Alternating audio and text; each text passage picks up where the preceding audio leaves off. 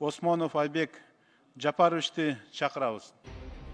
Мен Осмонов Айбек Жапарович, Жогорку Кеңештин депутатынын ыйгарым укуктарын аткарууга киришип жатып, Кыргыз Республикасына берилгендигимди билдирип, Кыргыз Республикасынын конституциясын жана мыйзамдарын сактоого, өз милдеттеримди бүткүл элдин кызыкчылыгында аткарууга, Кыргыз мамлекетинин эгемендигин, аймактык бүтүндүгүн жана көз карандысыздыгын коргоого ант берем. Абжапар Бегматовго бир суроом бар да. Өйдө жактан коркутасыңарбы? Не үчүн жыйынтык чыгарбайсыңар? Мисалы мыйзам бузуулар болду. Мисалы ушул жерде көптөгөн депутаттар өз көзү менен барып, иплас шайлоо өттү деп биз да кайрылдык. Ош шаары боюнча, Бишкек шаары боюнча олигархтардын, эски мэрлердин, эски кошоматчылардын партияларын өткөрүп келесиңер да. Мындай коркпой таза иштей турган күнүңөр болобу? Сразу жокко чыгарбайсыңарбы? Эгер чечилген болсо, каражат канча талап кылат?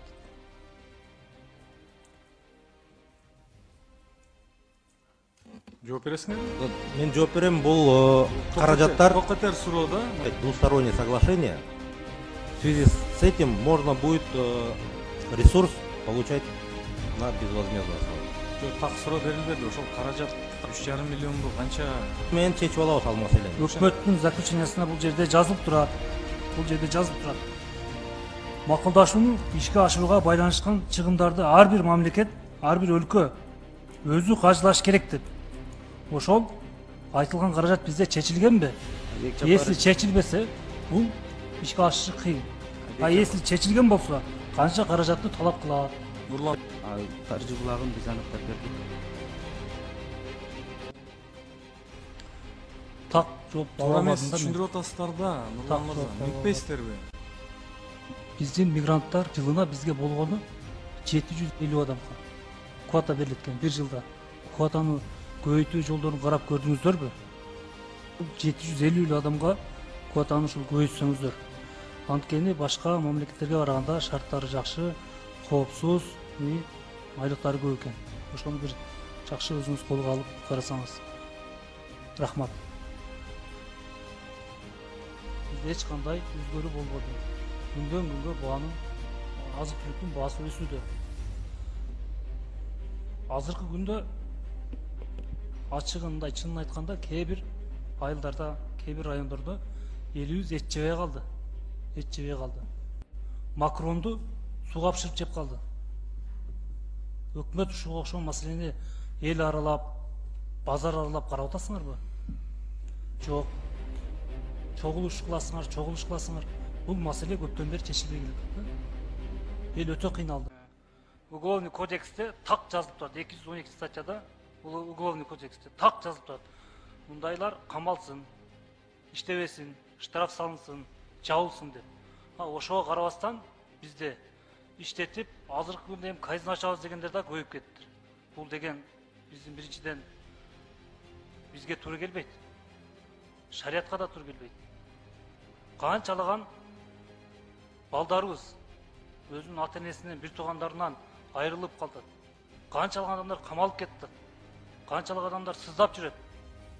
Мен ойлойм, мен өзүмдүн ушул кесиптештердин бардыгына жана өзүм дагы ошо каршы чыгам деп ойлойм. Биз каршы чыгабыз бул мыйзамга.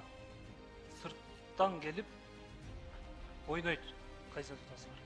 Мен дагы айтып кеттим, ошол Кыргыздын эле жараны, башка мамлекеттин жараны алгандар бар да, ошолор келип ойносо болот экен да деген суроону сизге бердим. Бүгүн болот, чет мамлекеттен келгендер ойнойт. Онда туруптуңуз мындай, эгерде болуп аткан болсо, өзүбүздүн жарандар барып казино ойноп аткан болсо, бул туура эмес да. Ушул Айзаданын иши боюнча сиз өзүңүздү күнөөлүү деп эсептейсизби? Сиз бир эле өзүңүздүн кол алдыңызда эмес, өзүңүздүн министриңизде уят кылып атасыз. Азыркы жогоруда айтып кеткен Каныбек Капашев айтып кеткендей, ушуну кантип 2 сутка силер кармай албадыңар? Кандай болсо да сиздерде бардык мүмкүнчүлүк бар да. Буга чейин коопсуз шаар жок эле. Мындан кыйын кылмыш иштер ачылып келген. Реформаны Грузияда да аткарышыңыз керек. Бизден, жогорку кеңештен, депутаттардан кандай гана сунуш болот, кандай гана жардам болсо, биз ар дайым берүүгө даярбыз. Азыркы күндө өзүңүздө белгилүү болгондой, биздин жашы жете элек мектеп окуучуларына зордук зомбулуктар көп болууда. Физикалык жана психологик жактан зомбулукка кабылган учурлары күндөн көсүүдө. Мага кайрылган өзүңүздөргө белгилүү болгон соц тармакта 5 жашар Нурдин аттуу балабыз өгөй атасынын колунан катуу сабалган. Бир отурумда прокуратура жок болсо, бир отурумда ошол өгөй атасы жок. Келечегибиз жаштар дейбиз, өспүрүмдөр дейбиз. Ошол өспүрүмдөр ушундай зордук, зомбулукка кабыл атса, келечегибиз кандай болот? Бизде көпчүлүк пайызы жеке ишкерлер төлөйт. Ошол жеке ишкерлерге кандай жактан жардам кылып атасыңар, ошо төлөгөнгө кандай чараларды көрүп атасыңар? Рахмат Айбек мырза, бул абдан өзгөчө актуалдуу суроо бердиңиз. Бул өкмөт канча кредит берди ушул күнгө чейин жеке ишкерлерге? бүгүнкү күндө 2013 жылдан баштап бир эле агрардык сектор аларында бир класста 50-дөн 60-тан окуучу окуп жатат. Бюджеттин тартышына байланыштуу бизде мектептер салынбай келди. Ош шаарында, Ош шаарынын ортосунда номер 20-чы Исхак Разаков атындагы мектеп 2013 жылы башталган, 70% бүткөн, бирок ушул күнгө чейин калган акчалары которулбай, мектеп ачылбай келет. Сиз айтпадыңызбы 70%-ын жогоркуларын биринчи этап менен карайбыз деп. Эмне үчүн ушул каралбай келет? 3%-тен жогору калган мектептерди эртерээк бүтүрүп, мындай болсак болбойт. Рахмат. Менин угушум боюнча, мисалы, Ош Баткен Ислам жолдоруна ушул күнгө чейин тендер өтүлдү. İşleri başlanганчы? 2018 жылы башталып 2023 жылы бүтүрүш керек экен. 2016 жылдын 21 майында мыйзамга кол коюлган экен. Жогорку кеңештен ратификацияны өтүп, акчалар чечилип, ал түшүнүктүү 2020 жылы болду. Келген жок. Мен айтарым, ушул күнгө чейин кура турган фирма тактала эле экен. Болгондо азыр ноокаттан элдерибиз чыгып атат. Мен өзүм жеке Баткенге 2 жолу барып келдим. 2 жолдун дөңгөлөгүн алмаштым. Жөнөкөй элдерибиз кандай болду? Жол абдан начарды, ошон үчүн ошол жерлерди жолдорду эртерээк курсаңыздар. Туура алып келди банкка такап койтасыздар. Банктын требованиясы ушундай. Мисалы жөнөкөй биздин ата мекендик ишканалар, өзүнүн техникасы бар, базасы бар, лицензиясы бар, бар да. Өзүбүздүн ата мекендик жеке ишканаларды колдосок, жолдорун тапсак, өзүңүздөр ошону түздөн-түз өзүнүн ишкерлерге берүү жолдорун бир карап чыксаңыздар. Ош Баткен Ислам жолдорун дагы бир жакшы карап койсоңуздар. Кыргыз эли карап турат. Орозонун ыйык күнүндө мындай нерсени көп колдобойт. Арак завод менен китеп басып чыгарган типографиянын салынга салыгы бирдей. Ошондуктан ушул маселени карап койсок, себеби биз китепке көбүрөөк басым кылышыбыз керек. Анткени биздин келечек өсүп келе жаткан муунда. Ош шаарынын жүрөгү жапалак. Ошо каналдан суу ичебиз да биз, каналдан суу ичебиз. Ошо канал мазарга бир мазарды сел алып кетип каналга түшөт.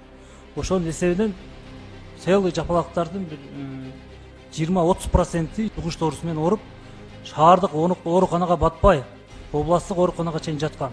Бул эң көйгөйлүү маселелердин бири да болду. Кыргызстандын 2-чи борбор шаары болгон Ош шаарынын жүрөгү жапалакта, таза суу жок. Кыздарыбызды кээ бир мектептерде киргизбей жатат. Жолугу жокторду киргизип жатат. Баарына бирдей болуш керек. Болбосо билим берүү министрлиги баарына бирдей форма бериш керек. Ошонун негизинде тиреп өтүш керек. Анан жолуктун айынан биздин окуучу кыздарыбыз билим албай калыш керекпи? Мындай болбойт да. Баарына тегиз карашыбыз керек.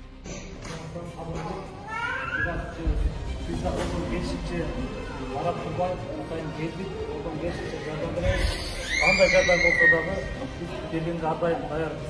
Силерге дагы бир кетебиз. Мен айтып кетерим, ушул Баткен элинин чыгарага чет болуп жашаган айылдардын бардыгынын туундары чыныгы эр жигиттер, чыныгы баатырлар деп эсептейм. Бардыгыңыздарга сабырлык берсин.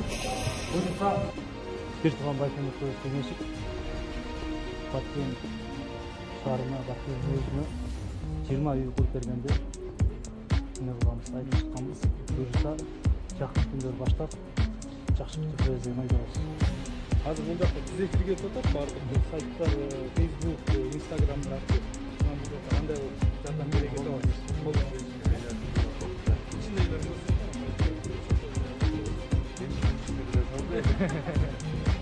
Бензиндин баардыгы ошо Тажикстанга өтүп кетип атат азыр туурабы? Ошол күндө. Эбек Жабар, баягы айтып кеттим, өкмөттүн тиешелүү токтому бар, ал чет мамлекетке чыкканга азыр тыйым салынган. Мен мындай айтып кеттим да, бул жердечи эми ар бир атуудун өзү мындай патриоттук сезим болуш керек да. Ушунча болгон окуядан кийин миллиард түстө дагы, көргүлө миллиард түстө дагы аны токтотушубуз керек да. Өкмөт силер ушуга чара көргүлө. Биз да комитеттин чечимин чыгаралы, берели, сунуштайлы. Если ушул аткарылбай турган болсо анда элге коюп берели. Эл өзү жакшылык тосуп алат.